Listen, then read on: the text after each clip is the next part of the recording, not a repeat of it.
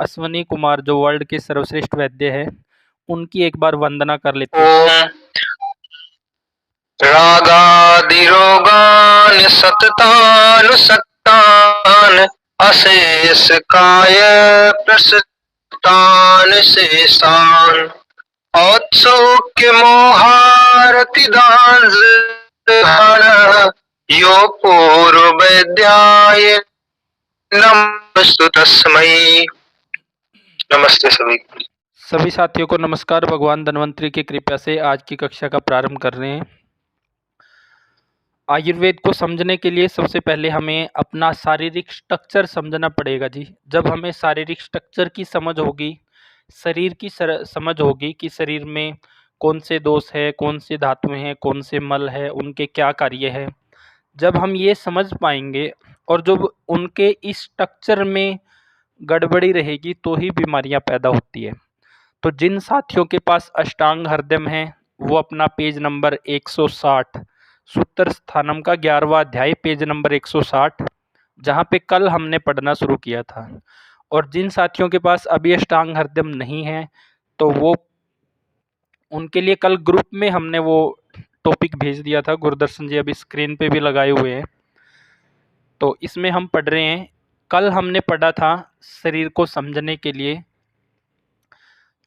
कि शरीर में वात पित्त कफ 3 दोष, रस रक्त मांस मेद अस्थि मज्जा शुक्र 7 धातुएं, और मल मूत्र और पसीना ये 3 मल है। तो 3 दोष 7 धातुएं और 3 मल शरीर को धारण करते हैं जी। इनके सहारे शरीर चलता है। अब वात पित्त कफ वो केवल दोष नहीं है जी। वात पित्त कफ अगर शरीर में बैलेंस है तो शरीर को धारण किए हुए है, तो वो धातुओं की तरह काम करते हैं। वो बिगड़ जाते हैं तो दोष है जी। तो वात पित्त कफ 3 दोष 7 धातुएं और 3 मल। फिर इसके बाद कल हमने पढ़ा था कि पंच महाभूत, जैसे कि हमारा शरीर और ये जो सृष्टि है पंच महाभूतों से बनी है जी। पंच महाभूतों में क्या है? पृथ्वी है, आकाश, अग्नि, वायु, जल। पृथ्वी से सृष्टि भी बनी है और हमारा शरीर भी बना है। आकाश सृष्टि में खाली भाग है और हमारे शरीर के अंदर जो खाली भाग है, जैसे कि नाक के अंदर खाली जगह है, कान के अंदर है, फिर आहार नली है, ऐसे ही हमारे शरीर के जितने भी ऑर्गन हैं, यकृत है, प्लीहा है, हृदय है, महिलाओं में यूट्रस है, जितने भी ऑर्गन हैं इन सब ऑर्गन के अंदर भी स्पेस है, तो उसको बोलते हैं आकाश महाभूत जी। वायु, वायु को वात बोलते हैं। वायु को ही वात बोलते हैं। वात अपने शरीर को चलाने का काम करता है जी। वायु के सहारे हम जीवित हैं और वायु शरीर को चलाने का काम करता है। कल हमने वात के कार्य पढ़े थे। पित्त है जो वो शरीर का निर्माण करता है। निर्माण कैसे करता है? पाचन क्रिया करके जी। हमें भूख लगेगी, भूख लगने पे हम भोजन करेंगे। भोजन का पाचन कौन करता है जी? अग्नि या तेज महाभूत जिसको हम पित्त बोलते हैं, वो भोजन का पाचन करता है। भोजन का पाचन होगा तो फिर शरीर में रस रक्त मांस मेद अस्थि मज्जा शुक्र ये 7 धातुएं बनती है जी। तो शरीर में 3 दोष 7 धातुएं और 3 मल। अब बात कर रहे हैं पंच महाभूतों की। पृथ्वी, आकाश, वायु, अग्नि और जल क्या है जी? शरीर की चिकनाई। शरीर के हर एक ऑर्गन के अंदर चिकनाई है। हमारा शरीर फ्लेक्सिबल तभी है जब हर जोड़ में हर जगह पे अच्छी चिकनाई है। तो कफ शरीर को ताकत और बल देने का काम करता है। तो ये हमारे शरीर में पंच महाभूत और उनके कार्य हुए जी। अब इससे आगे हम पढ़ेंगे पेज नंबर 160। जिन साथियों के पास अष्टांग हृदय है वो पेज नंबर 160 और बाकी साथी ग्रुप से टॉपिक पढ़ सकते हैं। आगे हम पढ़ेंगे जी 7 धातुएं कौन सी है और उनके कार्य क्या है जी। तो इसको पढ़ेंगे पेज नंबर 160। इस पे कोई भी साथी या अनुपम जी 7 धातुएं और उनके क्रम ये पढ़ दो। अब अष्टांग हृदय अगर हमने पढ़ना शुरू किया है तो सभी साथियों के पास अष्टांग हृदय होनी चाहिए। उसका क्या बेनिफिट होगा जी? जब हम रेगुलर आगे 6 महीने 1 साल पढ़ेंगे हम जैसे आप लोगों को पढ़ा रहे हैं, आप लोग सुन रहे हो तो सब चीज़ें अच्छी लगेगी, लेकिन अगर शास्त्र नहीं होगा तो कुछ दिनों के बाद आप भूल जाओगे। अगर आपके पास शास्त्र है, आपने एक बार क्लास लगा ली है, फिर इसकी रिकॉर्डिंग आपको चैनल पे मिलेगी। वहाँ से जब दिन में आप एक बार रिकॉर्डिंग को दोबारा सुन लोगे सामने शास्त्र रख के, फिर वो ज्ञान आपका अपना हो जाएगा जी, उसको कभी भूलोगे नहीं। और जो मैंने बताया है, अगर शास्त्र है तो वो तो आप लोगों को समझ ही आएगा। उसके अलावा जब आप उसमें स्वाध्याय करेंगे तो उसमें अपना ज्ञान भी आप फिर, क्योंकि हर व्यक्ति का हर चीज़ पे सोचने का नज़रिया अलग होता है। जैसे अब हम शाम वाली क्लास में, जो दूसरी क्लास चलती है उसमें पढ़ रहे हैं, तो जैसे कल हमने डिस्कस किया था कि भाई किसी व्यक्ति में खून की कमी है तो क्या करेंगे जी, पहले उसकी भूख अच्छी करेंगे, फिर पाचन अच्छा करेंगे, उससे रस अच्छा बनेगा, फिर जाके खून अच्छा बनेगा। अब ऐसा नहीं है कि डायरेक्ट दवाई दे देंगे और खून बढ़ जाएगा। अब इसमें कुछ साथी है जो केवल दीपन पाचन अनुलोमन के सहारे ही खून को अच्छा कर सकते हैं। कुछ साथी ऐसे होंगे जो दीपन पाचन के साथ साथ औषधियों का भी सहारा लेंगे। तो अपना अपना तरीका है। तो जब आप शास्त्र को पढ़ोगे क्लास में समझने के बाद, तो वहाँ से अपना व्यू भी बनेगा। और जब हम अपने तरीके से सोचना शुरू करेंगे तो वही असली ज्ञान है जी। तो इसको पढ़ो, रस आदि सातों धातुओं के कर्म, रस आदि धातुओं के कर्म पढ़ो अनुपम जी। जी गुरु जी। रस आदि धातुओं के कर्म है। रस आदि 7 धातुओं के क्रम से ये प्रमुख क्रम है। एक एक का पढ़ना है और फिर डिस्कस करेंगे जी। एक एक का पढ़ना है, रुकना है जी। जी गुरु। रस का प्रवीणन, रक्त का जीवन। अभी रुको जी। जैसे कि हमारे शरीर में 7 धातुएं हैं जी। ये धातुएं बनती कैसे है जी? पहले तो हमें ये समझ होनी चाहिए कि जब हम खाना खाते हैं तो खाना हमारे पेट में पहुंचता है। तो खाना पेट में जाके दो ही काम करता है जी, या तो पचता है या सड़ता है। तो खाना जब भी खाएं वो हमेशा पचना चाहिए जी। यानी कि भोजन को नियमों के अनुसार ही खाना चाहिए, प्रकृति के अनुसार ही खाना चाहिए, ऋतु के अनुसार ही खाना चाहिए। क्योंकि खाना ने दो ही काम करने हैं। अगर पचेगा शरीर में तो फिर धातुएं बनेगी, सड़ेगा तो बीमारियां पैदा करेगा। तो भोजन जब भी खाएं वो हमेशा पचना चाहिए। भोजन को हमेशा इस टारगेट से खाना है, अपना निरीक्षण करना है कि जो मैंने खाया है वो पच गया है कि नहीं पच गया है। तो जब हम भोजन करेंगे, भोजन का पाचन होगा, पाचन होने पे उससे रस बनता है जी। जैसे एक मौसम्मी को या गाजर को हम मिक्सी में डाल देते हैं तो उससे जूस बनता है। ऐसे ही जब भोजन हमारे पेट में जाके पचता है तो उससे एक तरह का जूस बनता है जिसको हम रस बोलते हैं जी। वो रस क्या करता है, उसका कार्य शास्त्र में क्या बताया गया है? शास्त्र बोलता है कि रस का कार्य है जी प्रीणन देना। प्रीणन यानी कि पोषण देना जी। पोषण देना यानी कि ताकतवर बनाना, ताकतवर बनाना चीजों को। भोजन खाते किस लिए है जी? एनर्जी के लिए। तो जब भी भोजन खाएं वो पचना चाहिए, केवल पेट भरने के लिए भोजन नहीं खाना है। जब भोजन अंदर जाके पचेगा तो उससे रस बनेगा और वो रस हमें पोषण देने का काम करता है, ताकत देने का काम करता है, बलवान बनाने का काम करता है। तो मान लो यहाँ से एक सवाल पैदा होता है, कोई व्यक्ति दुबला पतला है, दुबला पतला है, वो खा पी बहुत रहा है, खा पी बहुत रहा है लेकिन उसका वजन नहीं बढ़ रहा है जी। चेहरे पे चमक नहीं है, रूखा सूखा है, उम्र और हाइट के हिसाब से वजन कम है। तो ऐसी स्थिति में हम क्या करते हैं, जब देखते हैं कि शरीर कमजोर है तो सीधा आज के टाइम में क्या है जी, प्रोटीन का जमाना है, जाएंगे सीधा और वो खाना शुरू कर देंगे। जब ताकत भोजन से ही नहीं आ रही है तो बाहर की चीजों से कोई ताकत नहीं आएगी, बाहर की चीजें बीमार बनाने का ही काम करेगी जी। अब जब शरीर दुबला पतला है, खा पी भी बहुत रहे, तो वहां देखने की जरूरत है कि क्या हम खा पी ऐसा रहे हैं जो पोषण नहीं दे रहा है, या फिर खा पी हम इस तरीके से रहे हैं कि उसका पाचन नहीं हो पा रहा है, या फिर खाना हमारा है जो वो कोई ऐसे बर्तन में बन रहा है जहाँ पे उसकी पोषकता नष्ट हो गई है। तो अच्छा खा पी रहे हैं फिर भी शरीर में नहीं लग रहा है, तो ऐसा नहीं है कि हम महंगी से महंगी दवाइयाँ, रसायन और प्रोटीन वगैरह खाना शुरू कर दें। तो हमें देखने की ज़रूरत है कि हमारा जो बेसिक स्ट्रक्चर है, बेसिक सिस्टम है, उसमें गड़बड़ी है जी। उसमें क्या गड़बड़ी है?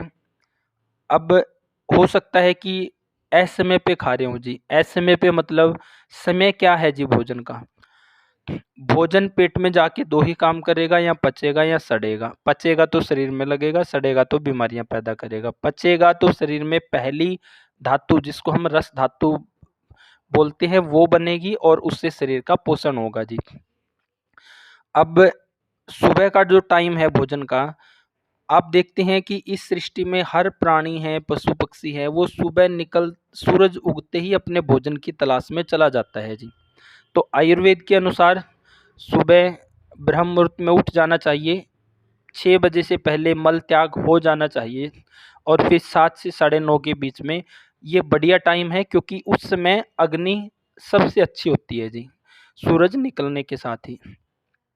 फिर शाम का जो खाना है हमारा, वो आप देखते हैं कि सृष्टि में हर प्राणी है जो, वो सूरज छिपने के बाद कोई भी प्राणी अन्न या भोजन की तलाश में नहीं जाता है जी। तो हमने भी सूरज छिपने से पहले, या आज का दौर देखें तो 7 बजे के आसपास भोजन कर लेना चाहिए। अगर समय पे हम भोजन करेंगे तो ही तो वो पचेगा, और पचेगा तभी रस धातु अच्छी बनेगी। रस धातु अच्छी बनेगी तो आगे फिर रक्त है, मांस है, मेद है, अस्थि है, मज्जा है, शुक्र है, वो सभी धातुएं अच्छी बनेगी ही नहीं।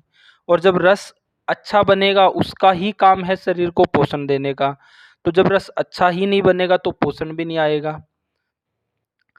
तो भोजन समय पे होना चाहिए। आप जब देखेंगे, जब आप प्रैक्टिस करेंगे, तो रोगियों में हमें, रोगी आज के रोगी ऐसे हैं जी, वो बीमार पड़ते ही सीधा डॉक्टरों दवाइयों पे शुरू हो जाते हैं, और किसी भी रोग के लिए 10 साल, 15 साल, 20 साल दवाइयाँ खाते रहे, लेकिन रोग ठीक नहीं होता। ना रोगी को पता है कि मेरा रोग क्यों पैदा हुआ है, ना डॉक्टर इस पे बात करता है। तो हम जब प्रैक्टिस शुरू करेंगे, तो किसी भी रोगी में अगर शरीर में लग नहीं रहा है, तो उसका हम हेतु देखेंगे कि हो सकता है वो समय पे ना खा रहा हो।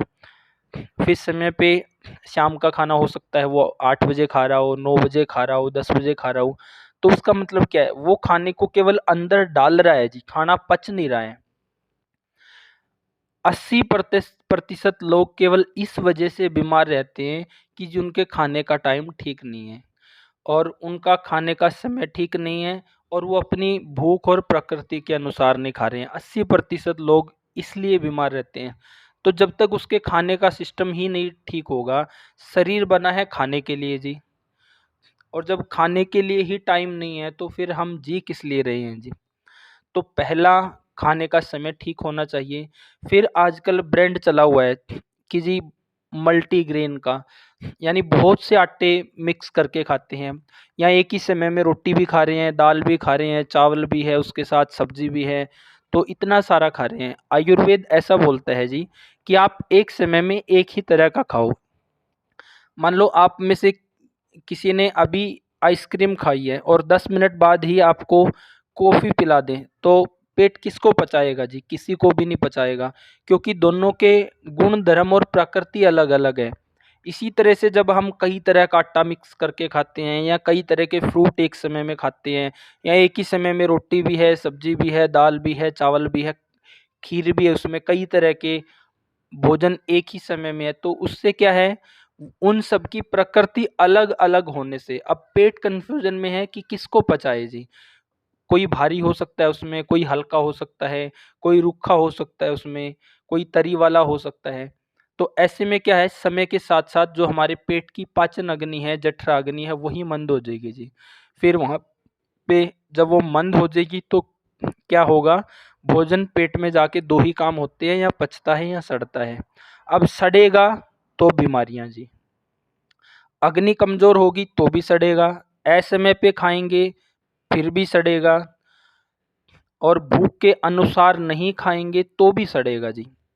तो पहला सिस्टम ये है कि जी शरीर खाने के लिए बना है, और खाना जब भी खाएं पचना चाहिए। जब पचेगा तो शरीर में रस बनेगा जी, और ये रस पोषण देने का काम करता है। दूसरी धातु के बारे में पढ़ा है, जब हम भोजन करते हैं तो वो अंदर जाके पचता है तो रस बनता है, रस से फिर शरीर में रक्त बनता है, रक्त को खून बोलते हैं जी। जो खून है उसको जीवन बोला गया है जी। हमारा जो रक्त है उसके अंदर पांचों महाभूत होते हैं जी। अब हम जिस तरह का खान-पान का सेवन करेंगे, उसी तरह के उसमें या वायु बढ़ेगी, या उसमें पित्त बढ़ेगा, या उसमें कफ बढ़ेगा। तो ये वात, पित्त, कफ इनमें से कोई भी बढ़ सकता है जिस प्रकार का आहार विहार का सेवन करेंगे। तो रक्त को जीवन बोला गया है। जो रक्त है वो जीवन देने का कार्य करता है। रक्त अगर अधिक निकल जाए शरीर से तो व्यक्ति की मृत्यु हो सकती है। और रक्त के अंदर हमारे पांचों महाभूत होते हैं। तो रक्त को हम देख के, किसी भी व्यक्ति के चेहरे को देख के हम ये बता सकते हैं कि इस व्यक्ति के अंदर कौन से दोष बढ़े हैं। वो आने वाली कक्षाओं में हम पढ़ेंगे। जैसे कि आगे गुण इसके पढ़ेंगे। वायु है, अगर किसी के शरीर में वात बढ़ा है तो उसका चेहरा क्या होगा? रूखा होगा, सूखा होगा जी, ओजहीन, तेजहीन होगा। क्यों होगा? क्योंकि जो हम बोल देते हैं कि आपके शरीर में वात बढ़ा है या पित्त बढ़ा है या कफ बढ़ा है, उसका आधार क्या है जी? कैसे माने कि इसका वात बढ़ा है? तो वात, पित्त, कफ के अपने अपने गुण हैं जी। जैसे वात के गुण हैं, रुक्स गुण है, खर गुण है, लघु, चल, सूक्ष्म, शीत। अब ये रुक्स क्या है? रुक्स मतलब रूखापन, खर मतलब खुरदरापन, लघु मतलब हल्कापन, उम्र और हाइट के हिसाब से वजन कम होना, शीत मतलब शरीर में ठंड बढ़ जाना, शरीर जकड़ जाना, चल मतलब है कि शरीर में वायु का वेग और चंचलता अधिक बढ़ जाना जी।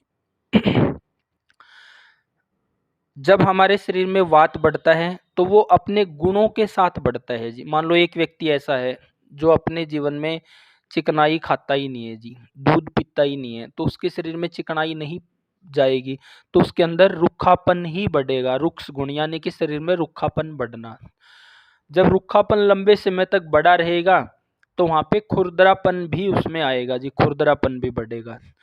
आप देखते हैं कि कोई व्यक्ति ऐसा है, कोई लड़का ऐसा है जिसकी उम्र और हाइट के हिसाब से वजन नहीं है, हो सकता है वो रूखा सूखा ही खा रहा हो, तो उसे हम बोलेंगे कि उसके अंदर लघु गुण है जी, उम्र और हाइट के हिसाब से वजन ना होना।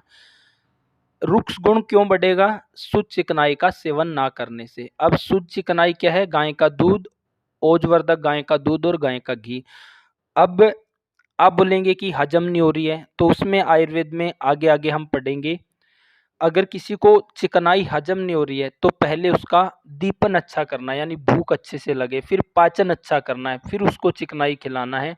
जब दीपन, पाचन, अनुलोमन अच्छा होगा तो उसका खाया हुआ खाना पचेगा और वो चिकनाई उसको परेशानी नहीं करेगी। अगर किसी के अंदर रूखापन बढ़ा है, खुरदरापन बढ़ा है, चिकनाई नहीं खाता है, अब चिकनाई खानी चाहिए ऐसा सोच के अगर वो चिकनाई आज ही शुरू कर दे तो वो भी ठीक नहीं है, क्योंकि पहले शरीर को उसके लायक बनाना पड़ेगा कि वो चिकनाई अच्छे से पचेगी तो ही फिर अच्छा रस बनेगा, अच्छा रक्त बनेगा। अब वात के ये गुण हैं। कफ के गुण हैं, गुरु है यानी उम्र और हाइट के हिसाब से अधिक वजन होना। गुरु है, स्निग्ध है, सांदर है, पिछिल है, स्थूल है, मंद है। इनको आने वाली कक्षाओं में हम डिटेल में पढ़ेंगे। तो एक व्यक्ति जिसका चेहरा रूखा सूखा है तो वहाँ हम बोलेंगे कि इसके शरीर में वात बढ़ा है गुणों के आधार पे। एक व्यक्ति जो भारी है शरीर से, चेहरे पे भी उसमें क्या है, जिस चेहरा भी भारी है और उसमें सफेदीपन है, तो ये कफ के गुणों के लक्षण है, तो इनके आधार पे हम बोलेंगे कि कफ बढ़ा है। ऐसे ही पित्त वाले में जब उसके चेहरे पे पीलापन है, चेहरे पे, नाखून पे, नेत्र पे, त्वचा पे, मूत्र में, तो हम इसमें देखेंगे पित्त के गुण बढ़े हैं जी। तो रक्त को जीवन बोला गया है। रक्त शरीर के लिए जीवन देने का कार्य करता है और रक्त के अंदर पांचों महाभूत होते हैं। किसी के शरीर में क्या बढ़ा है वो चेहरा देख के हमें पता चल जाता है जी। तो रस शरीर को पोषण देने का काम करता है, रक्त शरीर के लिए जीवन देने का काम करता है। आगे पढ़ो जी। मांस का लेपन अर्थात अस्थि समूह का लेपन कर उसे स्थिर बनाए रखना। भोजन है जो पेट में जाके पचता है तो उससे पहले ही रस धातु बनती है जी। रस वो शरीर को पोषण देता है। रस से फिर आगे खून बनता है जी, वो शरीर के लिए जीवन का कार्य करता है। फिर आगे तीसरी धातु मांस बनती है जी, मांस। मांस का आप सभी को पता ही है, जो मांस है वो हड्डियों को ढकने का कार्य करता है जी। आगे पढ़ो जी। मेदा से का स्नेह है संपूर्ण शरीर को स्निग्ध बनाए रखना। भोजन करना क्यों जरूरी है जी? क्योंकि शरीर को एनर्जी मिलेगी। जब भी भोजन करें वो पचना चाहिए। जब भोजन अंदर जाके पचेगा तो पहली रस धातु अच्छी बनेगी, उससे फिर रक्त अच्छा बनेगा, रक्त से फिर मांस अच्छा बनेगा, मांस से फिर चौथी धातु बोलते हैं मेद को जी। मेद क्या है? पूरे शरीर की चिकनाई जी, हमारे पूरे शरीर की शुद्ध चिकनाई। अब ये मेद क्यों जरूरी है? आप देखते हैं कि जो वृद्ध व्यक्ति हैं उनको जोड़ों में दर्द, घुटनों में दर्द, इस तरह की शिकायत है। क्यों? क्योंकि उनके जोड़ों की, घुटनों की, हर ज्वाइंट की जो चिकनाई है वो कम हो गई है। दुबले पतले व्यक्तियों में चिकनाई कम हो गई है। क्यों? क्योंकि उम्र के हिसाब से जी। तो उनका मेद कम हो गया है। मेद क्या करता है? हर एक ज्वाइंट को और पूरे शरीर को फ्लेक्सिबल बनाता है जी। जितनी अच्छी, जैसे कि आप लोगों के सामने दो लकड़ी है जी, एक के ऊपर हम हर रोज चिकनाई लगा रहे हैं, एक सूखी है, तो उसमें से हम देखेंगे कौन सी जल्दी टूटेगी? जो सूखी है वो जल्दी टूटेगी, जो जिस पे चिकनाई लगा रहे हैं वो फ्लेक्सिबल हो जाएगी। तो मेद है हमारे पूरे शरीर की चिकनाई, जो शरीर को फ्लेक्सिबल बनाए हुए है जी। अब मेद पूरे शरीर की चिकनाई है। हमारे शरीर के हर एक ऑर्गन में जो मेद है एक सूक्ष्म लेवल पे एक लेयर प्रोवाइड करवाता है। अब हम जब भी भोजन करें तो भोजन के अंदर हमारे हर समय के भोजन में 1 चम्मच 2 चम्मच का गाय का घी होना अनिवार्य है जी। क्यों अनिवार्य है? आज के टाइम में डॉक्टर बोल देते हैं चिकनाई नहीं खानी है, कोलेस्ट्रॉल बढ़ जाएगा, ट्राइग्लिसराइड बढ़ जाएगा, यूरिक एसिड, ये सब आपको आज के जो आधुनिक डॉक्टर हैं वो बोलते हैं। लेकिन मेद क्या है? संपूर्ण शरीर की चिकनाई, उसके सहारे ही फ्लेक्सिबल रहता है शरीर। अगर किसी व्यक्ति को चिकनाई नहीं पच पा रही है तो हमने उसका शरीर ऐसा बनाना है ताकि उसका भूख अच्छा हो, पाचन अच्छा हो, उसको चिकनाई पचने लगे, और फिर उसको गाय का घी देना अनिवार्य है। क्यों अनिवार्य है जी? आप देखते होंगे कि अगर कई बार व्यक्ति दीवार पे पेशाब करने लग जाए तो वहां पे क्या होता है? दीवार खरने लग जाती है जी। दीवार खरने लग जाती है, यानी कि हमारा जो मूत्र है उसमें इस तरह के टॉक्सिन है। लेकिन सवाल ये है कि फिर हमारे शरीर के ऑर्गन कैसे बचे हैं? किडनी उससे कैसे बची है? बाकी ऑर्गन, मूत्राशय कैसे बचा है उससे? हम विवाह शादी में कई बार भारी भोजन कर लेते हैं। अपने पेट का जो पाचक पित्त है, एसिड है जो, वो इतना स्ट्रॉन्ग है कि वो खाने के टुकड़े-टुकड़े को पचा देता है। फिर उसी एसिड से, उस एसिड को बचाने वाला लीवर कैसे बचा है? उससे हमारी आंतें कैसे बची है? उससे हमारा पित्ताशय कैसे बचा हुआ है? तो जो ये मेद है, मेद, ये हर एक ऑर्गन के अंदर एक लेयर प्रोवाइड करवा रहा है जी। उस शुद्ध चिकनाई के सहारे, उस ऑर्गन के सहारे, जैसे कि मान लो अभी आपके फर्श पे आपने तेजाब डालना है, तो आप डालेंगे तो उसका डायरेक्ट फर्श के ऊपर असर पड़ेगा। अगर आपने पहले वहां पे चिकनाई डाल दी है फिर आप कोई तेजाब डालोगे तो उसका डायरेक्ट असर नहीं पड़ेगा। तो इस तरह से जो मेद है वो हर एक ऑर्गन को एक लेयर प्रोवाइड करवा रही है। तो जब भी हम खाना खाएं तो खाने में 2 चम्मच गाय का घी दाल सब्जी में होना जरूरी है, और दाल सब्जी हमेशा तरी वाली खानी है जी। आज के टाइम में हर घर में, हर रोगी के अंदर ये देखते हैं कि उनके घर में मैक्सिमम सूखी सब्जियां बनती है। अब अगर हर समय सूखी सब्जी ही बनेगी तो वो तो शरीर को सुखाएगी ही जी। सुखाएगी तो शरीर में दर्द होगा ही होगा जी। फिर डॉक्टरों के कितने भी चक्कर लगाते रहें वो ठीक नहीं होगा। आजकल में ट्रेंड ऐसा है सूखा खाने का, तो जितना सूखा खाएंगे उतना ही शरीर में दर्द जी। हर समय दाल सब्जी तरी वाली खानी है, उसमें 2 चम्मच गाय का घी डालना है। क्यों डालना है? ताकि अंदर की जो शुद्ध चिकनाई है, अंदर का मेद है, वो अच्छा रहे जी। वो अच्छा रहेगा तभी एक हर एक ऑर्गन सुरक्षित रहेंगे। अब बहुत से लोग क्या करते हैं, खाने के साथ पानी पीते हैं, तो खाने के साथ पानी पीते हैं तो अंदर की हमारी जो जठराग्नि है उसका पाचन करती है, तो वो मंद पड़ जाएगी, उनका तो खाना सीधा सीधा सड़ेगा जी। अब कई लोग क्या करते हैं, खाने के साथ लस्सी पीते हैं या छाछ पीते हैं जी। वो भी सही नहीं है। वो सही क्यों नहीं है जी? दो कारण हैं। एक तो ये कि हमारे भोजन में शुद्ध चिकनाई होना अनिवार्य है, 1 चम्मच या 2 चम्मच, हमारे शरीर की प्रकृति के अनुसार और ऋतु के अनुसार जी। जब चिकनाई होनी अनिवार्य है जिससे अच्छा मेद बनेगा, अगर बाहर से नहीं खाएंगे तो अंदर वाला जब तक है तो शरीर काम चलाएगा, नहीं तो फिर जल्दी ही बुढ़ापा जैसे लक्षण दिखाई देंगे जी। तो भोजन में जब चिकनाई खानी जरूरी है, मान लो दाल सब्जी में आपने घी डाल लिया है, उसके साथ आपने लस्सी ले ली है, तो लस्सी और घी का मेल नहीं है जी। आप लोगों ने कभी नहीं देखा होगा अपने जीवन में कि आपने लस्सी में घी डाल के पिया है। हाँ, गर्म दूध और घी का मेल है। तो अगर हम खाने के साथ लस्सी ले रहे हैं और खाने में घी है, तो खाने का जो टारगेट है, अच्छा रस बनना, अच्छा रक्त बनना, अच्छा मेद बनना, अंदर की जो शुद्ध चिकनाई बनना, वो पूरा नहीं हो पाएगा। वो पूरा नहीं हो पाएगा तो आने वाले समय में जल्दी ही शरीर में, चेहरे पे रूखापन, सूखापन, ओजहीन, तेजहीन, बाल कमजोर पड़ जाना, नाखून कमजोर पड़ जाना, जल्दी ही जॉइंट्स में दर्द होना, कमर में दर्द होना, या हर ऑर्गन में दर्द की समस्या बढ़ती चली जाएगी। आप बोलेंगे जी मैं तो बिल्कुल ठीक है, मेरा तो खाना पीना बड़ा अच्छा है, मैं तो खाने के साथ पानी नहीं लेता हूँ, चाय नहीं लेता हूँ, दूध नहीं लेता हूँ। हाँ, लस्सी ले लेते हैं। लस्सी में क्या बुराई है? लस्सी में भी ये बुराई है जी कि लस्सी का कॉम्बिनेशन नहीं है। अब सवाल आएगा कि फिर लस्सी कब पिए? खाना जब खाया है, 1 घंटे तक जब उसका पाचन होगा, घंटा, सवा घंटा, 1.5 घंटे तक आपको प्यास लगेगी जी। तो प्यास को पानी पी के आपने शांत करना है, तृप्त करना है। जब प्यास शांत हो जाएगी तो उसके बाद जब वो पच चुका हो पानी पिया हुआ, तब आप अकेली लस्सी पी सकते हैं। तो खाने के साथ ना लस्सी लेनी है, ना सलाद लेना है जी। आज के टाइम में इतना ज्ञान भरा पड़ा है जी, यूट्यूब के अंदर, व्हाट्सएप के अंदर, फेसबुक के अंदर, कि ना तो आपको शास्त्रों को पढ़ने की ज़रूरत है। अब पुराने टाइम में क्या होता था, जो व्यक्ति शास्त्रों का अध्ययन करता था, हम उसे ज्ञानी मानते थे और उसका अनुसरण करते थे। आज क्या है, सुबह उठे हैं, फ़ोन खोला है तो व्हाट्सएप पे ज्ञान भरा पड़ा है जी।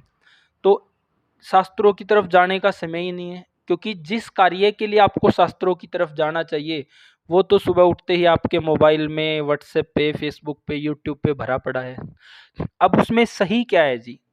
कोई व्यक्ति बोलेगा कि आप खाने से पहले अच्छा सा फ्रूट खाओ, अच्छा सा फल खाओ, फिर खाना खाओ। ये सीधा सा ही गलत है जी, क्योंकि 2 तरह का अन्न यहाँ पे हम खा रहे हैं। अगर सलाद खा रहे हैं तो वो क्या है, कच्चा है जी। उसके बाद भोजन खा रहे हैं तो वो क्या है, संस्कारित खाना है जी। संस्कारित खाना मतलब आपने दाल सब्जी अपने घर में बनाई है, तो दाल सब्जी जो बनाई है उसमें आपने छोंक लगाया है जी, धनिया का, जीरा का, अजवाइन, लहसुन, प्याज, इन सब का। तो ये सब क्या करते हैं, इन सब से आपने घी डाल के फिर छोंक लगाया, तो खाना संस्कारित होता है। संस्कारित होने का मतलब है कि वो पचने में आसान हो जाता है, जल्दी पचने वाला हो जाता है जी। एक आपको दाल ऐसी दे दी खाने के लिए जिसमें कोई छोंक नहीं लगाया जी, वो आपको भारी लगेगी, उसमें रुचि पैदा नहीं होगी। एक दाल आपको ऐसी दे दी है जिसमें बढ़िया सा छोंक लगाया गया है, तो जिसमें संस्कार डाला गया है, जिसमें छोंक लगाया गया है, वो आसानी से पचेगी, वो आपकी अग्नि को भी अच्छा रखेगी और वो जल्दी से पचेगी और जल्दी से रस में कन्वर्ट हो जाएगी। दूसरी तरफ जो आपके पास दाल है जिसमें कुछ भी नहीं है, वो भारी है जी, वो आपकी वो रुचि भी खत्म कर देगी आपकी। धीरे-धीरे उसको खाते चले जाओगे तो अरुचि पैदा हो जाएगी। तो खाने के साथ सलाद बिल्कुल नहीं खाना है, खाने से पहले बिल्कुल भी सलाद नहीं खाना है। कितनी पहले और कितने बाद में? आयुर्वेद ऐसा बोलता है जी कि जब हमारा पहला भोजन जो हमने किया है, चाहे वो सलाद किया हो या फ्रूट लिए हो या हमने फिर रोटी सब्जी, दाल सब्जी जो भी हमने खाई है, जब ये पूरी तरह से पच चुका हो, तभी अगला ठोस या गुरु आहार लेना है। मान लो जैसे कई रोगी ऐसे आते हैं, रात को वो खाने के साथ ही दूध लेते हैं। अब दूध भी अपने आप में संपूर्ण आहार बोला गया है जी। तो खाना जब पचे को 2 घंटे हो गए हो कम से कम, तब शाम को दूध पीना चाहिए जी, क्योंकि दूध संपूर्ण आहार है। तो इस तरह से ये छोटी-छोटी गड़बड़ियाँ। अब बोलेंगे कि फ्रूट खाना तो कोई बुराई नहीं है, सलाद खाना तो कोई बुराई नहीं है क्योंकि बाहर का नहीं खा रहे हैं, कोई फ़ास्ट फूड नहीं खा रहे हैं और खाने के साथ लस्सी पीना भी कोई बुराई नहीं है। लेकिन इन सब से हो क्या रहा है जी? शरीर को जो अंदर शुद्ध चिकनाई मिलनी चाहिए भोजन से, वो अगर आप खाने के साथ लस्सी ले रहे हो तो नहीं मिलेगी। अगर आप खाने के पहले या बाद में सलाद ले रहे हो तो भी नहीं मिलेगी। अगर आप खाने से पहले या बाद में फ्रूट आदि ले रहे हैं, तो भी वो अलग तरह का भोजन हो जाएगा जी। तो एक समय में एक ही तरह का खाना वो अच्छे से पचेगा तो अच्छा रस बनेगा, अच्छा रक्त बनेगा, अच्छा मांस बनेगा, अच्छा मेद बनेगा।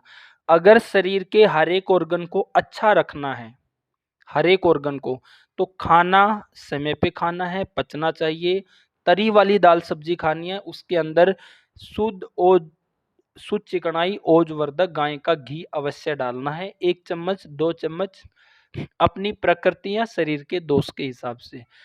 तब वो खाना पचेगा तो मेद बनेगा जी, मेद, जो हमारे संपूर्ण शरीर की शुद्ध चिकनाई है। फिर हमारा असली खाने का जो टारगेट है वो पूरा होगा। और जो लोग चिकनाई खाते ही नहीं है, दूध पीते ही नहीं है, घी खाते ही नहीं है, तो उनमें तो बुढ़ापा आना ही है। अगर वो दुबले-पतले हैं, उनको कोई बीमारी है, चिकनाई नहीं खा रहे हैं, एलोपैथी दवाइयाँ खा रहे हैं, तो उनका शरीर एक सूखी लकड़ी की तरह दिन प्रतिदिन सूखता ही चला जाएगा जी। तो मेद संपूर्ण शरीर की चिकनाई है जी। अगला पॉइंट पढ़ो जी।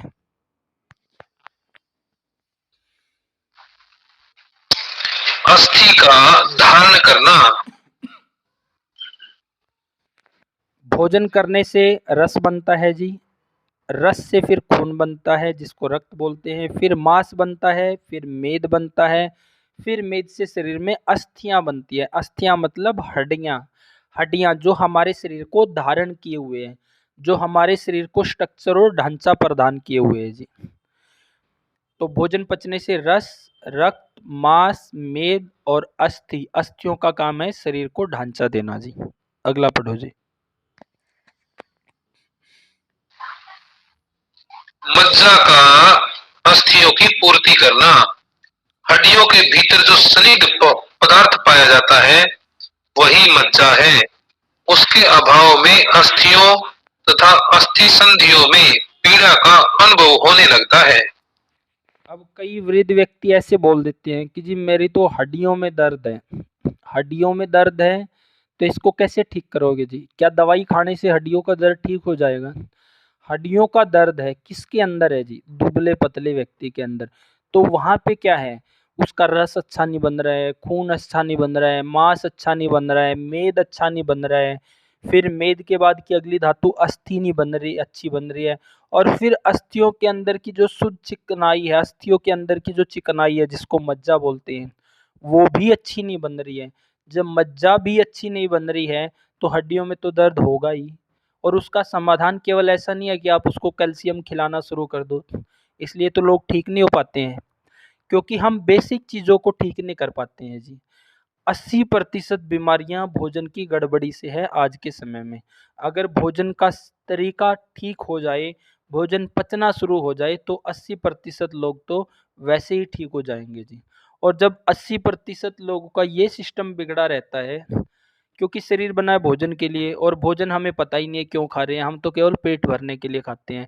हमें पता ही नहीं है कि भोजन से शुद्ध चिकनाई भी शरीर को मिलनी चाहिए, जिससे अच्छा मेद बनेगा, अच्छी अस्थियाँ बनेगी, अच्छा मज्जा बनेगा। हम तो जैसा मिला, जिस समय पे मिला, जैसे कचरे के डिब्बे में कभी भी कुछ भी डाल दो जी, उस तरह से डाल देते हैं। आज के टाइम में इतनी बीमारियां हैं जी, इतनी बीमारियां हैं कि हर घर में आपको रोगी मिल जाएंगे, 2-3 रोगी आराम से मिल जाएंगे। सबकी दवाइयाँ चल रही है, 5-5, 10-10 साल से भी दवाइयाँ चल रही है। बंद क्यों नहीं हो रही? क्योंकि किसी को यही नहीं पता है कि भोजन किस बर्तन में बनना चाहिए, कैसे बनना चाहिए, किस समय पे खाना है, किस तरीके से खाना है, खाने में चिकनाई लेनी है कि नहीं लेनी है। जो आपका आजकल का दोस्त है व्हाट्सएप, फेसबुक, यूट्यूब, यहाँ तो आपको मिलेंगे कि नहीं, नहीं, नहीं चिकनाई नहीं खानी है। आप केवल सलाद ही खाते रहो, कच्चा ही खाते रहो, आप केवल फ्रूट ही खाते रहो। तो इस तरह से जब आपको इस तरह का ज्ञान मिलता है, आप भ्रमित होते हैं, तो यही बीमारियों का कारण है जी।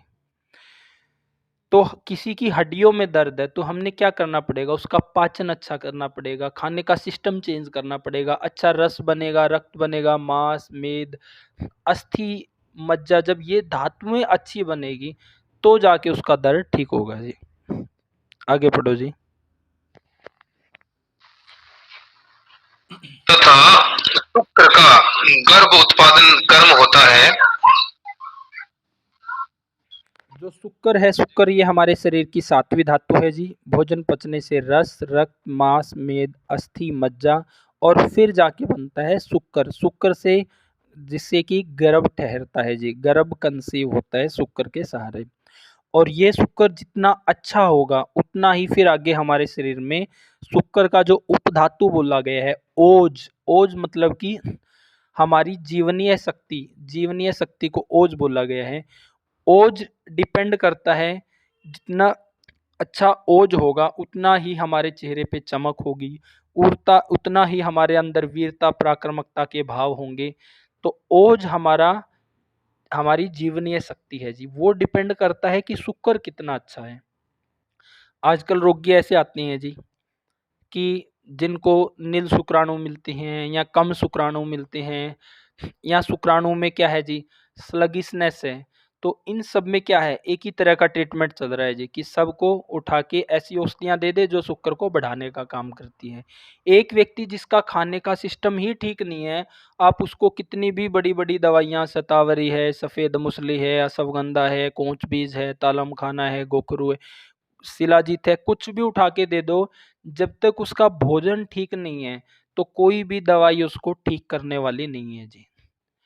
तो जब भोजन अच्छा होगा उससे अच्छा रस, रक्त, मांस, मेद, अस्थि, मज्जा और फिर अच्छा शुक्र बनेगा, फिर जाके वो सब जो दवाइयाँ हैं शुक्र को बढ़ाने का काम करती है, वो तब जाके काम करेगी। तो ऐसे रोगी मिलते हैं, दुबला पतला शरीर है, चिकनाई, खाते नहीं है, दूध पीते नहीं है, 4-4 साल से कंसीव नहीं हो रहा है। तो ऐसी स्थिति में बात करते हैं तो दूध घी क्यों नहीं लेते कि डॉक्टर ने मना किया है। तो एक सीक्वेंस है जी। अब भोजन करना क्यों जरूरी है, जब तक हमें वात, पित्त, कफ, 7 धातुएं, इनके कार्य, 3 मल, उनके कार्य, जब तक इसकी समझ होगी ही नहीं तो अकेले दवाइयों से चिकित्सा नहीं होगी। क्योंकि हमें जो समस्या बनती है, किसी में खून नहीं बन रहा है, किसी में जोड़ों में दर्द है, कट कट की आवाज़ आ रही है, घुटनों में दर्द है, पूरे शरीर में दर्द है, किसी को हड्डियों में दर्द है, किसी का गर्भ कंसीव ही नहीं कर रहा है। आज के टाइम में हम सबकी मेंटलिटी ऐसी है कि बीमार पड़े और डॉक्टर के पास गए, डॉक्टर ने दवाइयाँ शुरू कर दी, ना हम पूछते हैं ना डॉक्टर बताता है। अब खाते रहते हैं, खाते रहते हैं, तो कोई समाधान नहीं निकलता। क्योंकि शरीर भोजन के लिए बना है जी, भोजन का पाचन हो नहीं रहा है, भोजन हम जिस तरीके से करना चाहिए नहीं करते हैं, तो फिर उससे शरीर में बीमारियां होती है जी। तो ये हो गई जी 7 धातुएं। वात, पित्त, कफ क्या है, 7 धातुएं क्या है, पंच महाभूत क्या है, ये अभी तक हमने पढ़ लिया है। यहाँ तक किसी साथी का कोई सवाल हो तो रख सकते हैं जी।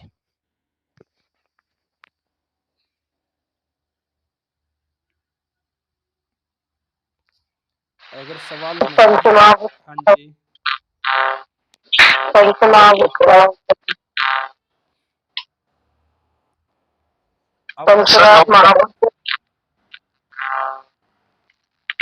आपको पंच महाभूत बोला ना।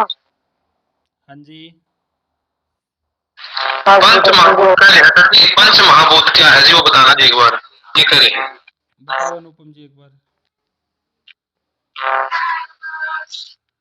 देखिए जी, पंच महाभूत जो है ना जी, 5 प्रकार के महाभूत हैं। 5 चीजों को महाभूत कहा है, उनको भूत भी कहते हैं वैसे तो, लेकिन पंच महाभूत भी कहा उनको।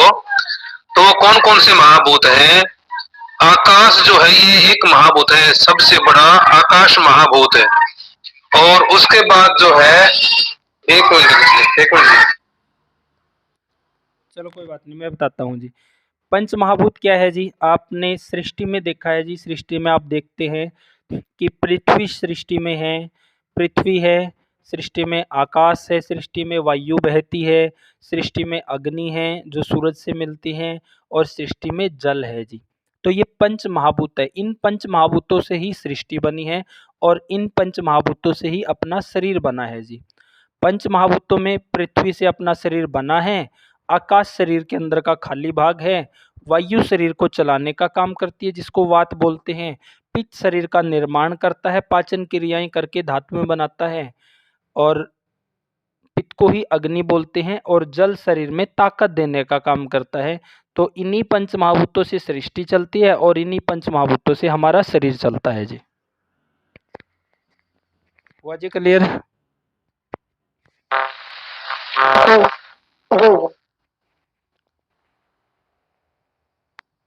अगला पॉइंट पढ़ दो अनुपम जी, एक बार वक्तव्य और पढ़ दो इसका जो वक्तव्य जी। सर नमस्कार। नमस्कार जी। जी आपने बोला भाई खाना खाने के साथ में लस्सी दूध पानी कुछ नहीं लेना। हाँ जी।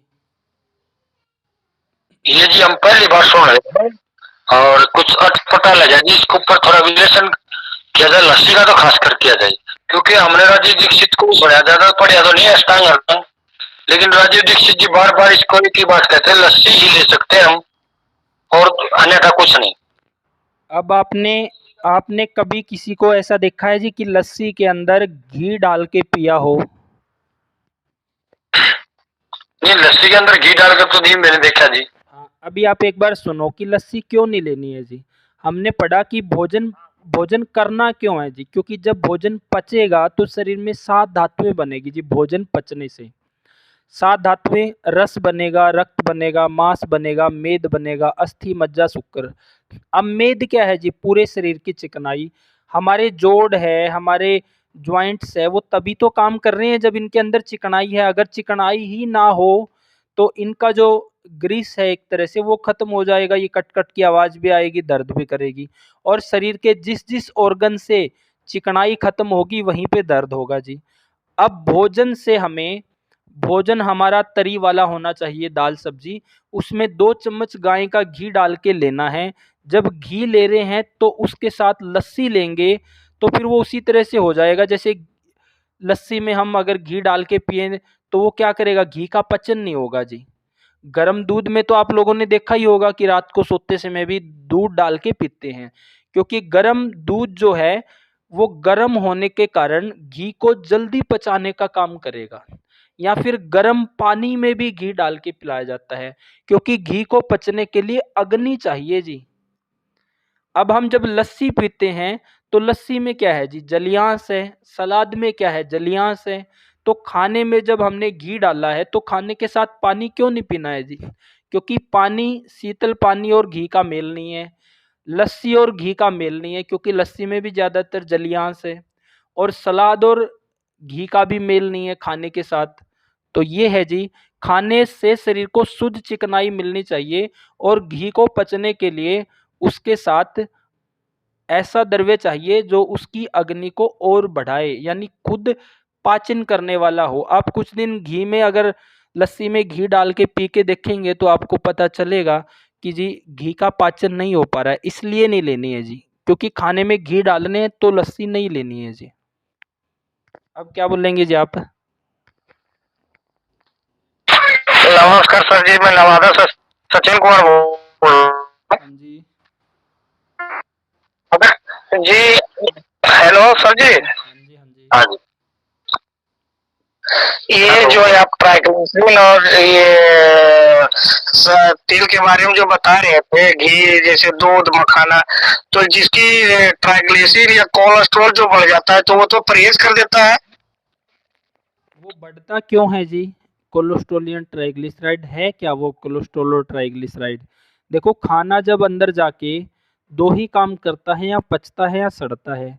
जब वो खाना अंदर जाके सड़ेगा तो पूरी तरह से पाचन नहीं होगा। अंदर जाके दो ही काम होना है, पचना या सड़ना। पचेगा तो अच्छा सा रस बनेगा, हार्ट में जाएगा, वो आगे शरीर को ताकत देगा, फिर आपको अगले टाइम पे समय पे भूख लग जाएगी। और जब खाना पूरी तरह से पचेगा नहीं तो वहाँ पे जब खाना अधपचा रहेगा तो उसको आयुर्वेद में आम बोलते हैं जी, आम। वो आम जो समय के साथ आपकी अग्नि को भी कमज़ोर कर देगा और वो आपकी अग्नि को भी कमज़ोर कर देगा। उसके साथ साथ वो फिर धीरे धीरे सभी धातुओं में पूरे शरीर में फैल जाएगा और वही आम ही आपका कोलेस्ट्रॉल और ट्राइग्लिसराइड का रूप है जी। तो कोलेस्ट्रॉल क्यों बन रहा है? हो सकता है कि एक व्यक्ति जो दूध पी नहीं रहा है फिर भी कोलेस्ट्रॉल बढ़ रहा है।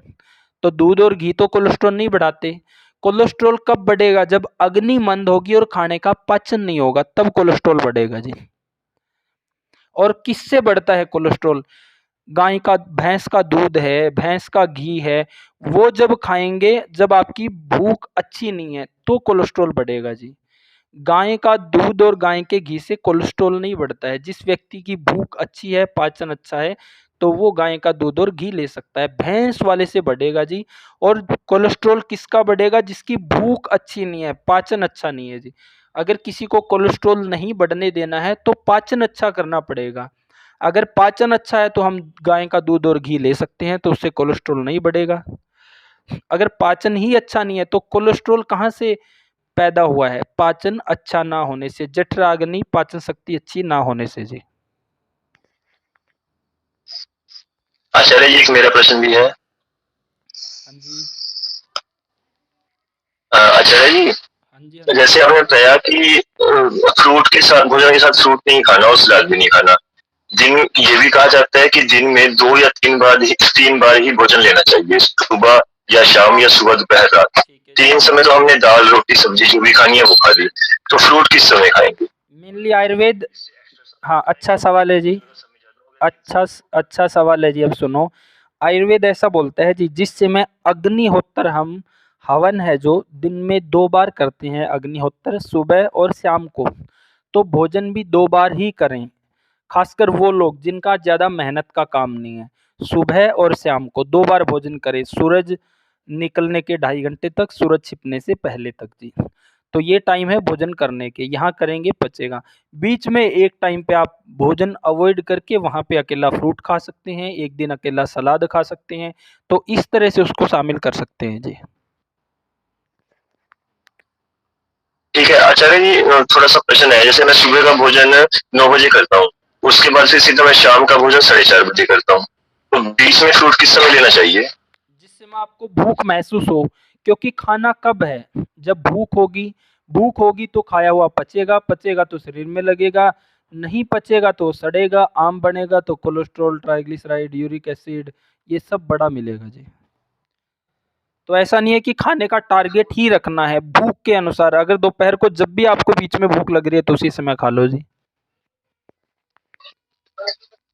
ठीक है आचार्य जी, अब आदत नहीं रही ना, जैसे 4 बजे ही खाते हैं, 4:30 बजे ही, तो बीच में भूख लगती नहीं है।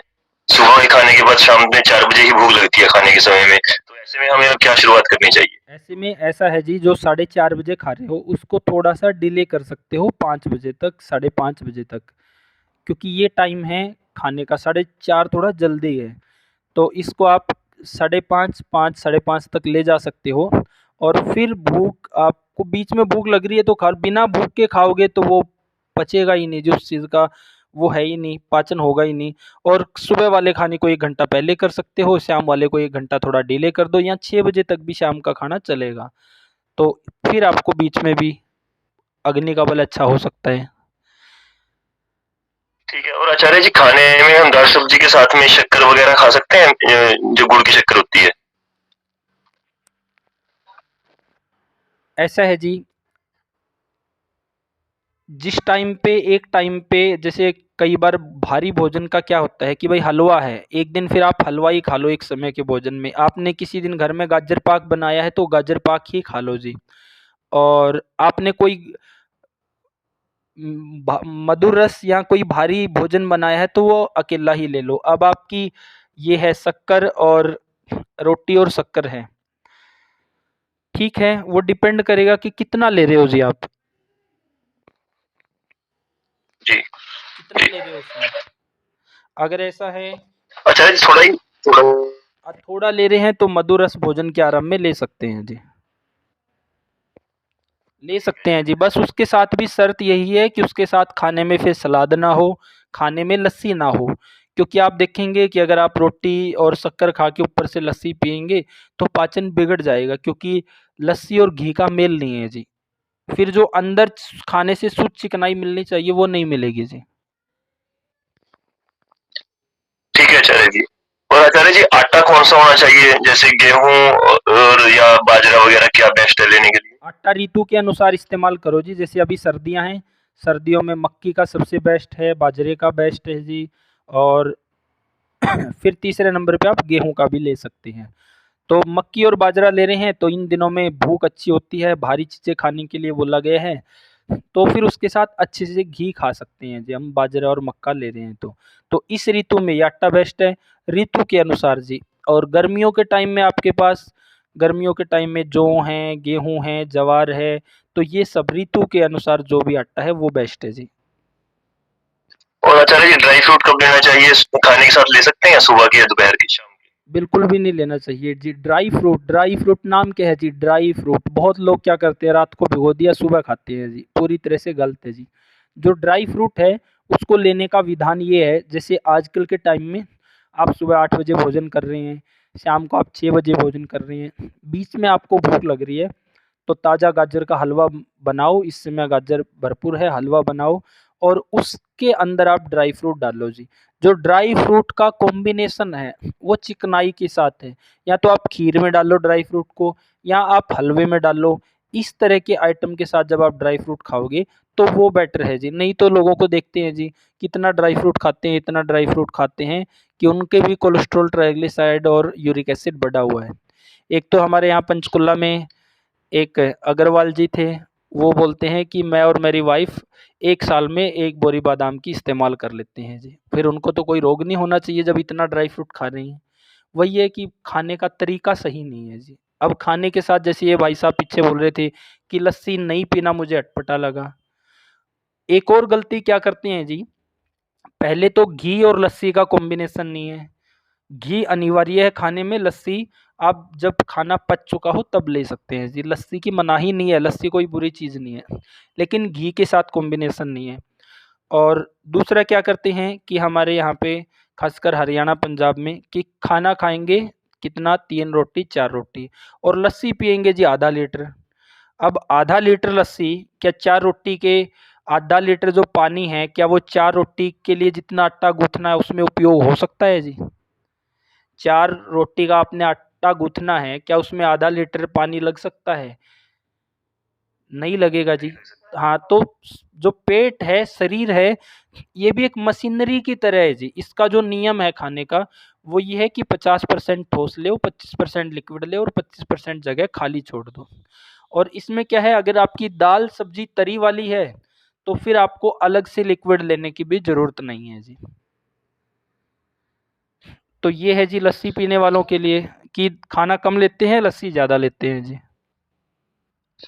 तो आचार्य जी ड्राई फ्रूट डेली नहीं ले सकते और डायरेक्ट तो ले भी नहीं सकते, मतलब किसी ना किसी मीठे के साथ ही लेना है? ड्राई फ्रूट हाँ, अकेला नहीं लेना चाहिए जी, उसको खीर में या हलवे में इस तरह से लेना चाहिए जी। और वैसे भी अगर हम बात करें, जैसे कि हमारे यहाँ पे 6 ऋतुएँ हैं, 6 ऋतुओं में जो अभी फरवरी मिड से और अप्रैल मिड के बीच में वसंत ऋतु आएगी, तो ड्राई फ्रूट बिल्कुल नहीं खाना जी उस ऋतु के हिसाब से। और फिर आगे वर्षा ऋतु में ड्राई फ्रूट बिल्कुल नहीं खाना है जी। तो इन 4 महीनों में तो बिल्कुल नहीं खाना है। अपने यहाँ क्या है जी, 12 महीने जो चीज़ खाने लग जाते हैं वो खाते ही हैं जी। फिर आगे जब हम ऋतुचर्या अध्याय को पढ़ेंगे तो वहाँ हमें पता चलेगा कि किस ऋतु में किस तरह का भारी भोजन, चिकना भोजन कितनी मात्रा में कब-कब करना चाहिए जी। गुरुजी ये ड्राई फ्रूट का कहीं शास्त्रों में भी वर्णन है कि ये दूध का या छाछ का? जी, इसमें है 7वें और 8वें अध्याय में है जी, वर्णन है, इसको पढ़ा देंगे। हाँ जी। पानी 1 डेढ़ घंटे के बाद पीना चाहिए, तो कभी कभी बीच में भूल जाते हैं, जैसे खाना के साथ अभी रात में शाम में खाना खाए तो दूध साथ में तुरंत ले सकते हैं? खाने के साथ दूध नहीं लेना है जी। खाने के साथ 1 घंटे 2 घंटे दूध 2 घंटे तक नहीं लेना है जी। और पानी कम से कम घंटे तक ना ले, जब प्यास लगे तब पानी ले लो। वो प्यास चाहे आपको 40 मिनट पे लग रही हो या 50 मिनट पे या घंटे पे। तो इस समय पे कोई, क्योंकि कई बार पित्त प्रकृति वाले व्यक्ति होते हैं तो उनको जल्दी भी लग जाती है प्यास, फिर ज़बरदस्ती भी नहीं रोकना चाहिए। मतलब खाने के बाद पानी इतनी देर पे पियो जब खाना पच चुका हो जी। और दूध तो 2 घंटे बाद जी। क्योंकि खाने में ऐसे ही नहीं लगता, रात रात भर नहीं पीते हैं तो? वो भी गलत है जी। खाने के बाद प्यास नहीं लग रहा है तो कहीं न कहीं अपना सिस्टम ठीक नहीं है जी।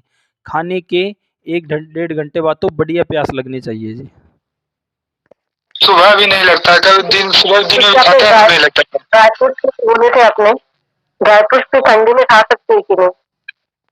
ड्राई फ्रूट आप जब भी खाओ तो आप हलवे में या खीर में डाल के खा सकते हैं जी। अगर आपने भूख अच्छी है, पाचन अच्छा है, हलवा और खीर आप बना रहे हैं तो उसमें ड्राई फ्रूट इस्तेमाल कर सकते हैं। अकेला ड्राई फ्रूट खाने के लिए नहीं बोला है जी। आचार्य जी, आपने बोला था घुटनों में दर्द या कमर में दर्द, तो जैसे प्रकृति के अनुसार आपने बताया बात सीखकर, तो जैसे मेरी प्रकृति का प्रकृति है और मैंने काफी समय ठंडी और खट्टी चीजें नहीं खाई और घी चिकनाहट वाली चीजें नहीं खाई, क्योंकि ऐसा करने से मुझे खांसी हो जाती है या कब बन जाता है, शायद इसी वजह से मेरी दर्द हुआ, ऐसा कुछ होगा क्या? जब हम आगे डिटेल में पढ़ेंगे जी, रेगुलर क्लास लगाएंगे तो उसमें क्या है, हमें पता चलता चला जाएगा कि हमारे कहाँ-कहाँ पे किस-किस सिस्टम पे गड़बड़ी है जी। मान लो अभी आपकी समस्या को अगर मैं समझने लगूँ तो मैं आपको पूरा डिटेल में ये पूछूँगा, आपकी उम्र कितनी है, आपका वज़न कितना है, आप कब-कब खाते हैं, शाम को कब खाते हैं, सुबह कब खाते हैं, पूरी डिटेल में हिस्ट्री चाहिए और उसके लिए मुझे कम से कम 20 मिनट लगेंगे। तो हम अपने शरीर को जैसे-जैसे आगे पढ़ते चले जाएँगे, तो खुद ब खुद ये पता चलता जाएगा कि हम कहाँ गड़बड़ियाँ कर रहे हैं और क्या-क्या ठीक करने की ज़रूरत है। जी। जी धन्यवाद। मुनक्का, आचार्य जी मुनक्का तो खा सकते हैं ना भिगो के? मुनक्का भी भिगो के खाने के लिए नहीं है जी। इसके बारे में पढ़ा देंगे आप लोगों को, ड्राई फ्रूट कैसे खाने चाहिए जी। मुनक्का में तो बीज होता है, बीज तो नहीं खाना होता है? नहीं खाना होता जी। हाँ, तो राजीव भाई को सुने थे तो बोले रात में भिगो के सुबह खाना चाहिए, मुनक्का कब्ज में अच्छा काम करेगा। आप थोड़ा आगे पढ़ेंगे, आपके पास अष्टांग हृदय है जी?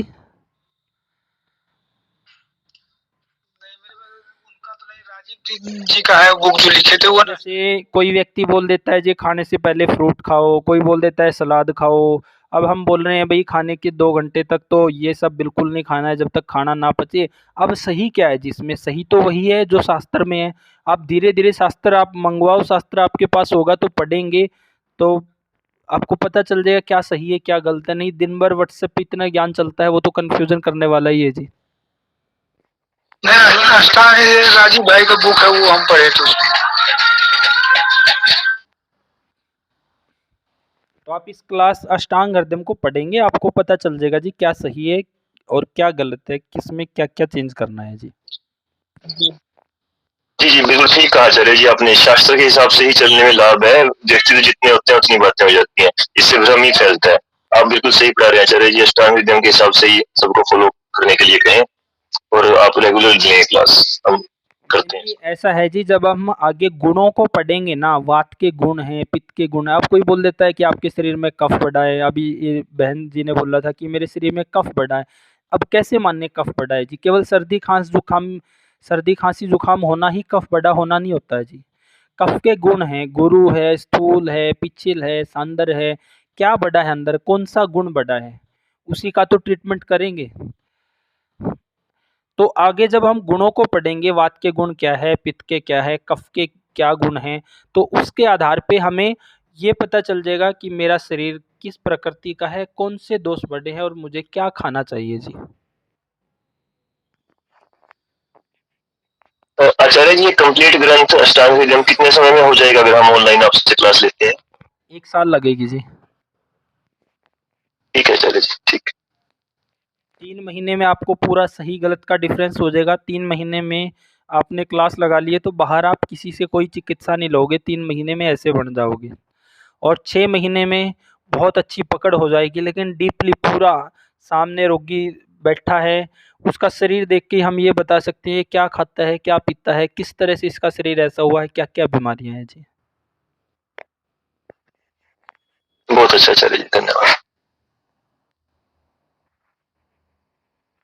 तो आज के लिए इतना ही पढ़ेंगे, बाकी कल पढ़ेंगे जी। गुरदर्शन जी, अब आप अपने विचार रखें और फिर समापन। गुरु जी किसी का हैंड रेस्ट है? हाँ, हैंड रेज़ है तो शुरू कर सकते हैं जी।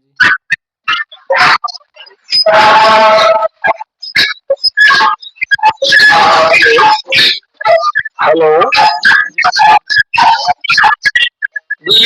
उससे क्या है जी, जो लस्सी नहीं पीनी अष्टांग हृदय में। लस्सी नहीं पीनी, लस्सी खाने के साथ नहीं लेनी है, लस्सी रात को नहीं लेनी है। बाकी आप जब पेट खाली हो तो हरदी लस्सी पी सकते हैं जी। ये जी जो आपने कहा ना खाने के साथ नहीं लेनी ना, तो ये कौन से अध्याय में है जी?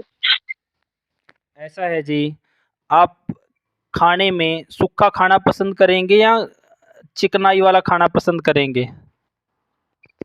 नहीं, चिकनाई वाला तो सही है। चिकनाई वाला खाना पसंद करेंगे। अब सूखा खाना पसंद करेंगे तो उसके साथ लस्सी चल सकती है। चिकनाई वाला पसंद करेंगे तो लस्सी और दूध का मेल नहीं है जी। लस्सी और घी का कैसे मेल नहीं है? जब हम गुणों को पढ़ेंगे, गुणों को जी, वात पित्त कफ के गुण है, जब गुणों को पढ़ेंगे तो ये आपका सवाल क्लियर होगा जी। और ऐसा कहीं ऐसा डायरेक्ट नहीं लिखा है कि खाने के साथ लस्सी नहीं लेनी है। हाँ, एक सूत्र है जो ये बता रहा है, अभी पढ़ा सकते हैं या कल की शुरुआत उसी से कर लेंगे कि भाई खाने के साथ पानी नहीं लेना है। क्यों नहीं लेना है? क्योंकि खाने में चिकनाई है, तो चिकनाई और पानी का मेल नहीं है। वो क्या करेगा? वो आपके खाने आमाशय को ही स्लो कर देगा जी, क्योंकि पानी घी को पचने नहीं देगा, ठंडा पानी। तो जब पानी और घी का मेल नहीं है तो उसी तरह से लस्सी और घी का भी मेल नहीं है जी।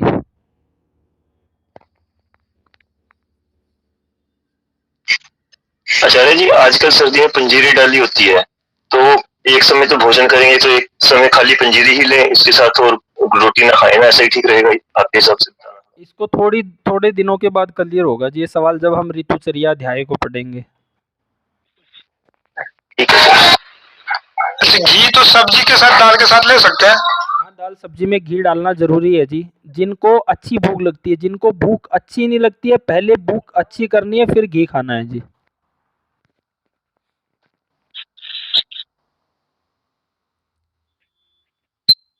हाँ जी, बाकी किसी साथी का सवाल है तो जल्दी करें जी आप सवाल। हाँ जी, आदित्य जी आपका हैंड रेज है, प्रश्न। आदित्य जी, फल खाने का सही समय कौन सा हो? शास्त्र ऐसा बोलता है जी, सुबह के टाइम में सबसे बढ़िया भोजन ले, यानी जो भी भारी चीज़ें खानी है तो सुबह खाओ जी। शाम को हल्की खानी है तो सुबह भारी चीज़ें ही खानी है, तो सुबह के टाइम में भोजन है जी। और शाम को हल्का भोजन है, तो दोपहर का टाइम सबसे बेस्ट है जी, क्योंकि उस समय सुबह का खाया हुआ भी पच चुका है और शाम को भी हमने लेट खाना है, तो उस समय पे खाएं तो वो सबसे ज़्यादा बेस्ट है जी। जब आपका पेट खाली हो, भूख अच्छी हो, अगला खाना आपने खाना नहीं है, तब फ्रूट खाएं तो बेटर है जी।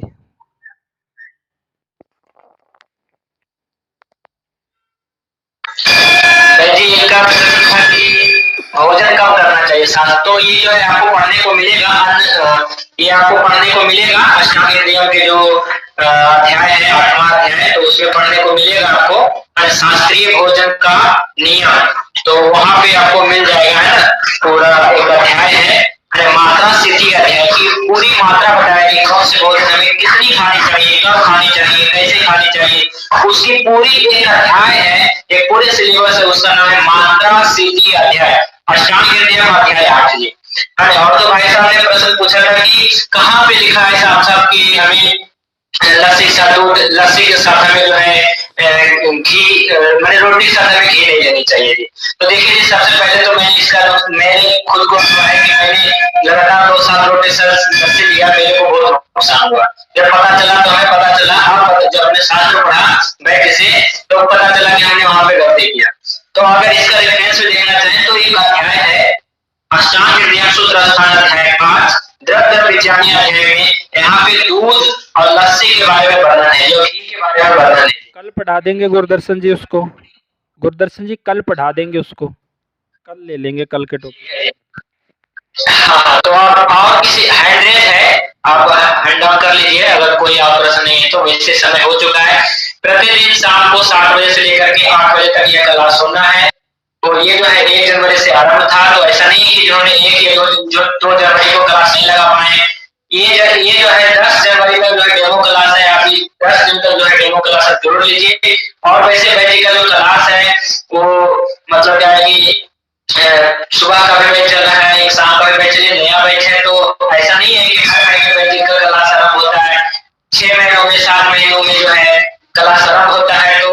उसको स्किप नहीं करना है, ये बात छोड़ रही है तो फिर क्या है कि 6 महीने के लिए, साल भर के लिए आप जो है छूट गया आपका क्लास। तो क्या है कि आपको शाम को 7 बजे से लेकर के 8 बजे तक ये क्लास लगानी है। लिंक यही रहेगा, जिससे जहां से आपने जुड़ा है, फेसबुक से, व्हाट्सएप से, जो भी ग्रुप से आप जुड़े हैं वही लिंक रहने वाला है। यदि आपको अष्टांग हृदय डेमो क्लास का व्हाट्सएप ग्रुप का लिंक चाहिए या उसमें जुड़ना है, जिसमें 10 दिन का जो अभी पढ़ाने वाले हैं वो टॉपिक मिलने वाला है, पूरा स्टडी मटेरियल और जो लिंक मिलने वाला है, राइटर्स मान लीजिए,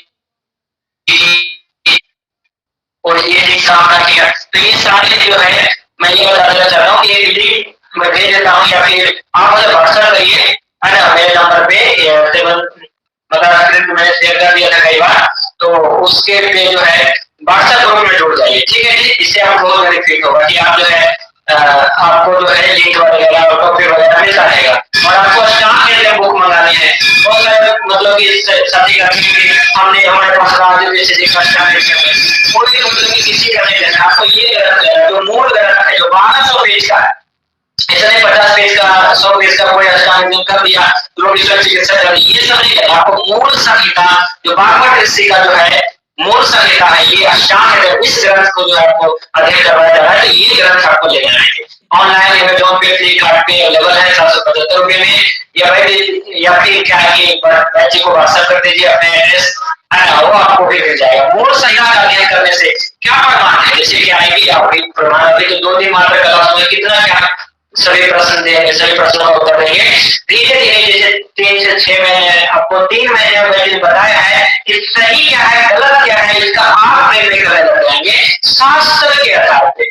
किसी व्यक्ति के घर में कि फलना कर दिया और उसने कर दिया, वो कर दिया, वो अच्छा ऐसे करें, ये अच्छा ऐसे करें, ऐसे कुछ नहीं, आपको शास्त्र कहेगा, हर चीज बताएगा, हर चीज यही बताने वाला है। सारे सूत्र इसमें समावेश है, इसमें 7120 सूत्र हैं, वो मतलब साधारण सूत्र नहीं है, ठीक है। तो आपको जो है सारे ग्रंथों के हवाले से चरक संहिता, अष्टांग हृदय, भाव प्रकाश घट्टू तक जो है पढ़ाते हैं, वो सभी जो आपको पढ़ने को मिलेगा। 3 महीने में आपको सही और गलत करने हो जाएगा कि कौन आपको सही बता रहा है, कौन आपको गलत बता रहा है, क्योंकि गलत बताने वाले हजारों की संख्या में गलत बताने वाले हैं, क्योंकि शास्त्रों को उन्होंने देखा है। तो बहुत सौभाग्य की बात है कि आप सभी लोग, मैंने और आप सभी लोग जो है अष्टांग हृदय क्लास में जुड़ रहे हैं, और वैसे से जो है अष्टांग हृदय पढ़ रहे हैं। अब किसी का कोई क्लास से रिलेटेड कोई प्रश्न है, टॉपिक है, क्लास से रिलेटेड प्रश्न है तो कर लीजिए, फिर हम आज की क्लास समाप्त।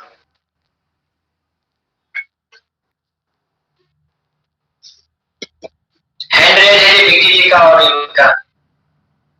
तो जी हमारे एक साथी का सवाल था कि मतलब भोजन के साथ मीठे को लेकर के, तो एक बार उस पर थोड़ा सा प्रकाश ये डाल दीजिए कि भोजन के पहले हम मधुर रस ले सकते हैं ना, सेवन कर सकते हैं क्या, ऐसे करके? भोजन के प्रारंभ में मधुर रस, क्योंकि स्वाद में लवण तिक्त कटु कसाय का ऐसा होता है, तो मधुर रस पहले लेना चाहिए। अभी हमने कहा था क्लास से रिलेटेड प्रश्न है, तो क्लास वाला बात करें, अभी जो टॉपिक से रिलेटेड प्रश्न देने से कोई फायदा नहीं है, है ना, क्योंकि क्लास समाप्त हो गया। कोई क्लास से रिलेटेड पूछना है तो पूछिए, कोई प्रश्न।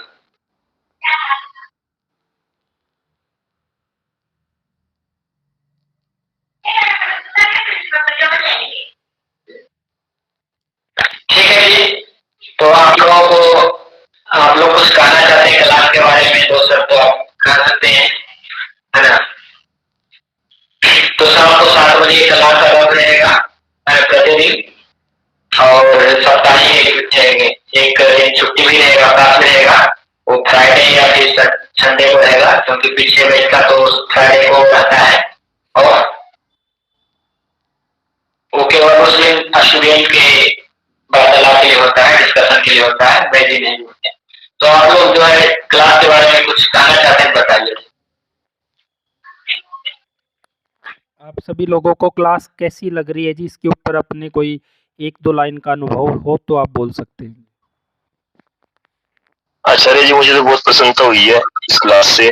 मैंने कई बार अपने घर पे चर्चा की है कि यूट्यूब पे और फेसबुक पे हम देखते हैं कि आयुर्वेद के बारे में सभी अलग अलग नियम बताते हैं। बहुत कंफ्यूजन थी, बहुत परेशानी थी कि क्या किया जाए क्या ना किया जाए, कोई स्पष्ट मार्गदर्शन दिखाई नहीं देता था। अब आपकी क्लास देख के जब शास्त्र अनुकूल दिखाई दे रहा है कि सब कुछ प्रमाणित होकर ही हमें ज्ञान मिलेगा। तो मुझे अच्छा लग रहा है और दिखाई दे रहा है कि हम इसमें आयुर्वेद में आगे बढ़ सकते हैं। आपका बहुत आभार आचार्य जी, आपने ऐसी क्लास शुरू की है, वो भी ऑनलाइन, हमें घर बैठे सुविधा मिल रही है। बहुत बहुत धन्यवाद। बाहर के साथ क्लासेस पढ़ाए हैं और पिछले 3-4 साल से पढ़ाने का ऑनलाइन काम शुरू है। और कोई अगर स्टूडेंट सीखना भी चाहता है बिल्कुल प्रैक्टिकल, तो बैठी के सानिध्य में सीख सकता है। इनसे बहुत सारे स्टूडेंट पंचकुला में सीखे हैं और अपने आप जो है क्लिनिक भी चला रहे हैं। वैसे नहीं कि ये क्लास तो डॉक्टरों के लिए है, आम आदमी के लिए भी आप भी देते और डॉक्टरों के लिए भी है, चिकित्सक जो बनना चाहते हैं। ठीक है जी, सही